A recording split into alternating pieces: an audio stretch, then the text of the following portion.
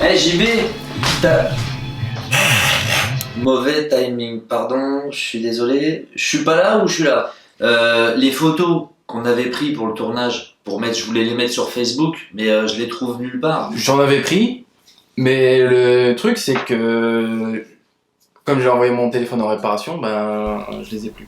T'as tout perdu? J'étais pressé et du coup je voulais faire réparer rapidement, donc j'ai pas eu le temps de faire ma sauvegarde iTunes. T'as rien mis sur le cloud quoi. J'ai pas pensé.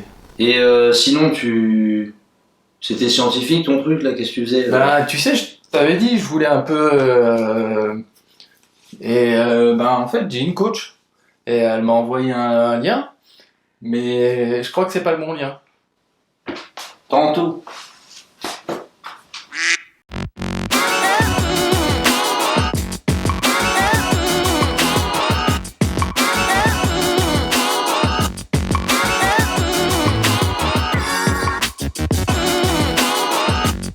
Salut, c'est JB.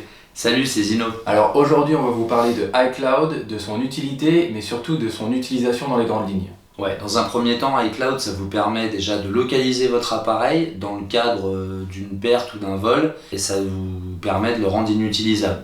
À pas confondre localisation et géolocalisation. La localisation, c'est purement sécuritaire.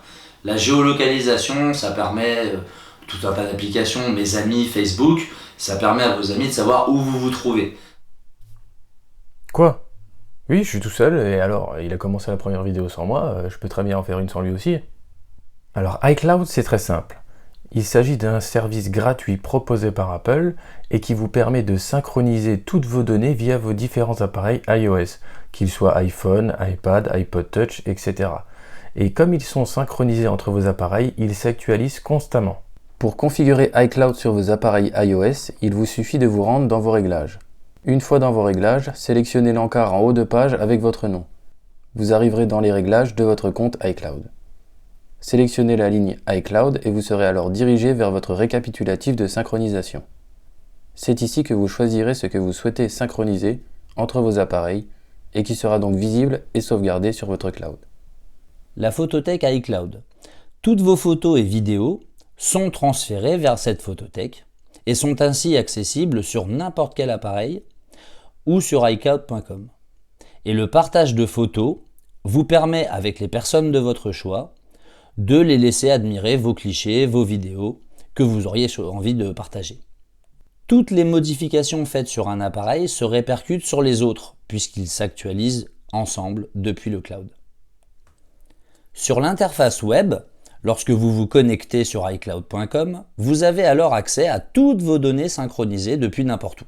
Lorsque vous êtes connecté à l'interface web, un code de confirmation vous sera alors demandé. C'est ce qu'on appelle la double authentification.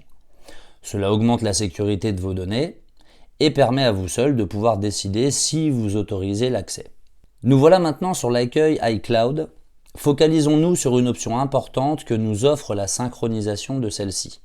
Localiser mon iPhone.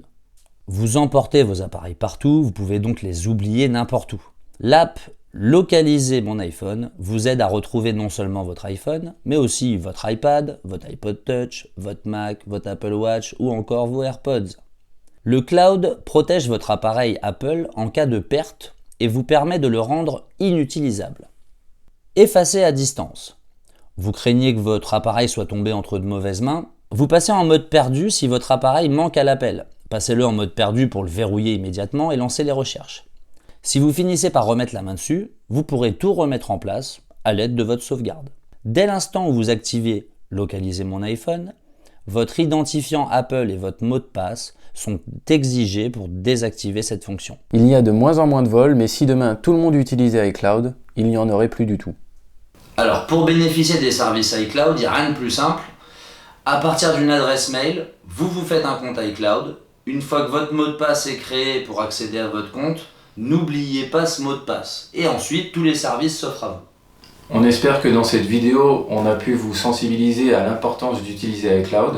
Et si vous avez des commentaires, on n'a pas abordé forcément la technique parce qu'il y a suffisamment de tutoriels pour ça, mais quand bien même, n'hésitez pas dans les commentaires, si vous avez des questions supplémentaires, on trouvera le temps d'y répondre. Bon, Bon allez. Mais moi je veux quand il y a les fesses, moi je veux pas ça. Voilà. Puis on va parler du cloud et de l'importance de l'utiliser. Ouais, alors, on va parler du cloud. Salut, c'est JB. Alors il faut bien savoir qu'iCloud, voilà, tu parles putain trop fort. Ok, on recommence. On devrait parler calmement. On va essayer. On va parler d'iCloud, de son... Putain, de quoi? De son... On va vous parler d'iCloud, de son utilisation... Non, c'est pas son... Mais tu sais une durée,